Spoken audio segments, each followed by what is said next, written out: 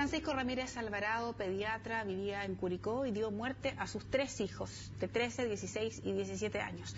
Luego de cometer el delito, se mató. Pilar Merchak, esposa del hombre e hija además del exintendente de la región del Maule, habría dado aviso a Carabineros. Queremos profundizar en el cuadro quizás psicológico y que pasó probablemente por la cabeza de ese pediatra. Está en el estudio la psicóloga de la ONG Valórate, Carolina Alarcón. Carolina, gracias por venir. ¿Cómo le va? Hola, muy buenas tardes. Resulta raro para algunos pensar que un ser humano pueda llegar y matar tan a sangre fría a otro, pero todavía más raro, sobre todo para los que son padres, pensar que uno de ellos pueda dar muerte a sus propios hijos. Dicho eso, ¿qué trastorno o qué puede pasar por la cabeza de un ser humano que es capaz de matar a sus propios hijos? ¿Qué ocurre allí? Bueno, no existen antecedentes previos en cuanto a lo que es el perfil psicológico del papá de los menores. Sí pudiéramos hipotetizar que en la dinámica relacional de la pareja hubiera podido existir algún tipo de violencia en todas sus dimensiones, ¿ya?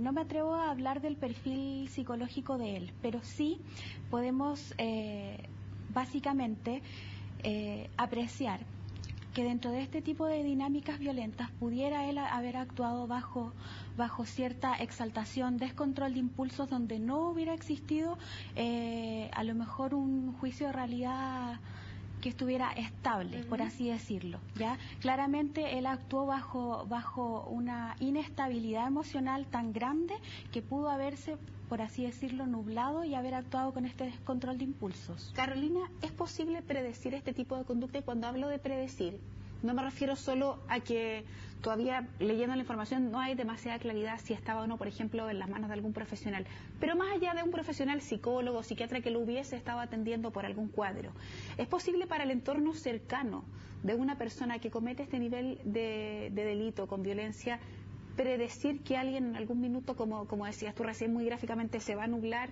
y pueda ser capaz de llegar a realizar un acto de esta naturaleza? Claramente sí. ¿Cómo? Cuando hablamos de descontrol de impulso, lo más probable es que haya sido a lo mejor una persona más rígida, más exigente, con pauta relacional, que no haya sido asertiva ni con los hijos ni con la esposa, que también hubiéramos podido apreciar a lo mejor también el establecimiento de normas con los menores, no sabemos.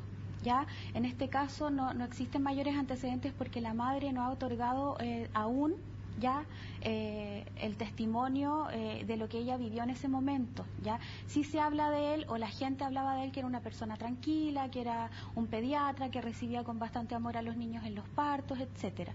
Ya estamos hablando de adolescentes, ya de 14, 16 Correcto, y 17 17 años, si no me equivoco. Sí.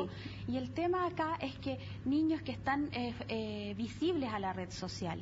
Ya no sé si existen a lo mejor antecedentes por parte de ellos en los cuales hubiera podido a lo mejor la profesora, el profesor de educación física haber constatado algún tipo de lesiones físicas en los menores, o simplemente la psicóloga del colegio haber constatado la inestabilidad emocional producto de estas pautas relacionales que no son asertivas, que no son positivas. Quiero ahondar en eso, Carolina, porque fíjate que una de las cosas que llama la atención generalmente cuando uno se enfrenta como opinión pública a este tipo de hechos, incluso cuando uno compara delitos que se han cometido en otras partes del mundo, tiroteos en Estados Unidos, en fin, y se empieza a analizar el perfil de la persona que comete el delito, hay muchas personas que dicen, mire, fíjese que en general se veía súper tranquilo, en general era una persona bastante apacible, hay algunos que dicen era hasta simpático, y de repente ocurre algo que hizo clic y ese perfil de esa persona agradable y amable cambió. ¿Cómo entonces, cómo uno pudiera explicar aquello? La pregunta en concreto es dónde está el límite en que esa persona que aparenta ser normal tenga un exabrupto y un acto impulsivo de rabia a que llega a ser capaz de cometer un delito. Un delito, ok.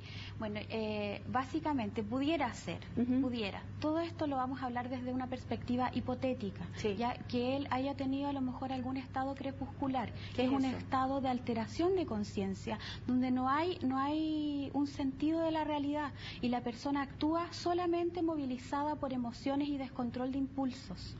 ¿Ya? ¿Y eso es una patología de fondo o es algo que puede surgir en cualquier minuto? Voy a ponerlo súper así básico. A ti, a mí, a cualquiera de los que está aquí. Pudiera ser asociado a rasgos psicóticos, pudiera ser asociado. ¿Ya? Ahora, este estado es un estado que puede ser horas, días, no más de semanas, en el cual la persona mientras lo comete, mientras hay este descontrol, tiene la conciencia de lo que está haciendo, movilizado por estas emociones, ¿ya? Pero después entra en un estado de amnesia total y olvida, no sé por qué lo hice, no sé qué es lo que ocurrió, ¿ya? ¿Qué es lo que le pasaba un poquito a la persona que pasó en Estados Unidos hace poco? Correcto. ¿Sí? Carolina, y respecto de el acto suicida, aludiendo a lo que tú me acabas recién de decir, también hay otro fenómeno, y es que una vez que él comete el parricidio, mata a sus 3 hijos, viene el suicidio, da la sensación, sin ser experta y me sacas del error, que pareciera haber chispazos de lucidez en que aparece, que se da cuenta de lo que hizo y ante tremendo horror prefiere aparentemente atentar contra su vida. ¿Eso pudo haber sido una opción? Pudiera haber sido la opción, básicamente asociado porque él no logra acabar con la vida de su esposa. También. Entonces correcto. va a quedar en el fondo un testimonio del hecho, y ante eso él pudiera haber dicho, bueno, prefiero acabar con mi vida, pero como te digo, es una perspectiva hipotética. Hablemos del otro tema que me parece tremendamente relevante, y es con esa persona que quedó viva, con la madre de los menores, Pilar. ¿Cómo se trabaja con una persona que es sometida a este nivel, ya ni siquiera sé si decir estrés, a este nivel de impacto, de shock, de trauma, cuando es testigo presencial de la muerte de sus hijos por el padre de los mismos? ¿Cómo se trabaja con esa persona? A ver, ella actualmente, según lo que tengo entendido, está casi sedada. Está Sí. sedada, no está dormida con tranquilizante. Ahora, lo primero es aceptar lo que pasó. Lo más difícil. El duelo es una etapa que es muy compleja, ya que va asociado a los distintos rasgos de personalidad de la gente en general, pero va a necesitar claramente ayuda psiquiátrica, orientación psicológica, apoyo familiar, porque no sabemos. Y a mí me encantaría saber cuál era la pauta relacional, cuál es el móvil de esto, de una persona aparentemente sana, estable emocionalmente, profesional, que no tenía mayores complicaciones de vida, ¿ya? Pero cuando nosotros hablamos de violencia y cuando hablamos de femicidio, de parricidio, nosotros no sabemos qué pasa en los hogares. Correcto. Esa es la alerta roja, que muchas veces socialmente vemos familias perfectas. Y no lo son. Y no lo son. Finalmente, una de las cosas que también se pregunta uno desde el punto de vista de cómo ayudar a Pilar, y probablemente establecer la pregunta para mucha gente que nos está viendo y que tiene cerca a alguien que ha tenido un trauma, quizá no de esta envergadura, pero que está en un momento de shock por alguna impresión fuerte, ¿cómo se le ayuda? ¿Cómo se colabora? ¿Cómo se trabaja para que esa persona en el futuro no desarrolle trancas que le impidan eventualmente rearmar su vida, poder pararse y seguir caminando? Hay quienes dicen que efectivamente este tipo de situaciones podría generar trauma, que ella probablemente va a tener en el futuro problemas para relacionarse con incluso otro hombre, de rearmar su vida por lo que le pasó. Lo más probable. ¿Cómo se le ayuda a alguien que incluso, insisto, nos está mirando y tiene otro problema, pero que también tiene una persona con un estado de shock cercano? Contención, orientación, hablarlo, ¿ya? ¿Hace bien hablarlo? Hablar con las personas cercanas, sí. Ya. Hablar con las personas, decir cómo yo me siento frente a esta situación, en cualquier situación de trauma, cómo me siento yo, cómo yo lo estoy viviendo, cómo lo experimento y lo vivencio, ¿ya? Porque todas las personas experimentan distintos tipos de situaciones de diferente manera. Y como te digo, ahí entramos a un aspecto que es mucho más técnico. Todos somos diferentes, todos tenemos distintas estructuras de personalidad y enfrentamos con nuestros mecanismos de defensa la misma situación de diferente manera. ¿Y es recuperable este cuadro así?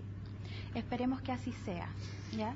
Bien, Carolina, te quiero agradecer mucho haber venido al estudio CNN a comentar este tema que nos parecía relevante, más que desde el punto de vista de lo estrictamente policial, poder tener una mirada quizás más profesional respecto de lo que pasa por la mente de una persona así, entender un poco esa figura y al mismo tiempo saber cómo se enfrenta para alguien que queda vivo el trauma que significa haber vivido esos hechos. Así que muchas gracias y que tengas una buena tarde. Igualmente.